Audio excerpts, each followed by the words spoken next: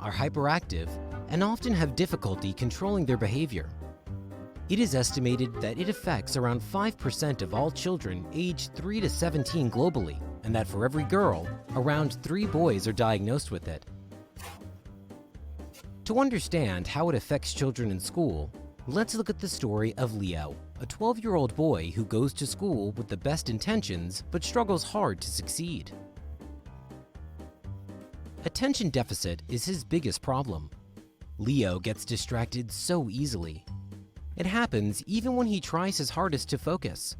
He often realizes that he has suddenly zoned out and has spent the last 15 minutes thinking about something entirely different. Just the tiniest thing can get him off track. To him, it feels like his brain is broken.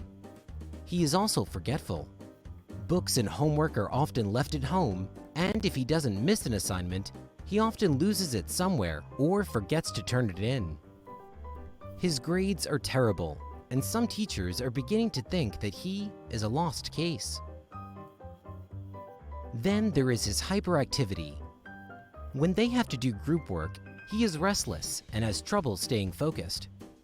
Staying calm and listening while others speak can completely drain him, making any normal conversation a serious challenge.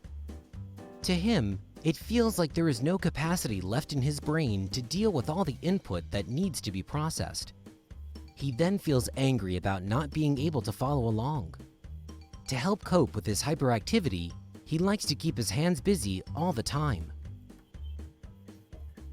Last, there is his impulsive behavior.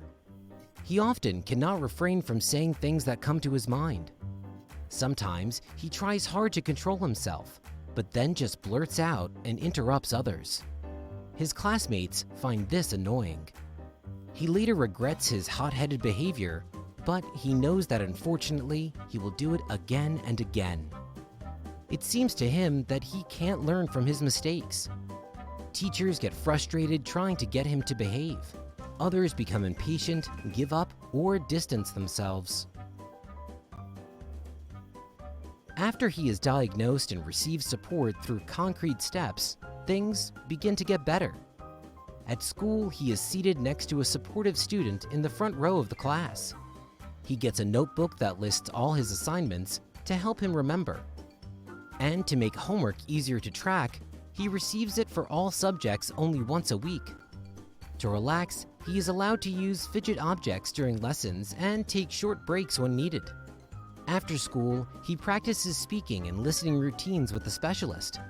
Additionally, his dad bikes with him to school every morning, and in the afternoon, he is allowed to play the ball as long as he wishes.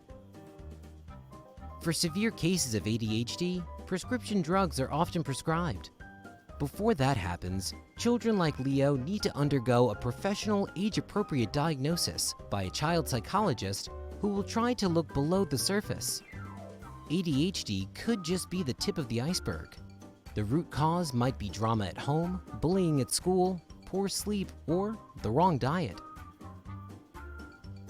Sir Ken Robinson told the story of Gillian Lynn, an 8-year-old girl that was said to have a learning disorder.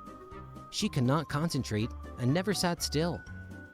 When she was brought to the specialist, who didn't subscribe any therapy but instead played music on the radio, the girl started dancing. He then told her mother, "Gillian isn't sick. She's a dancer.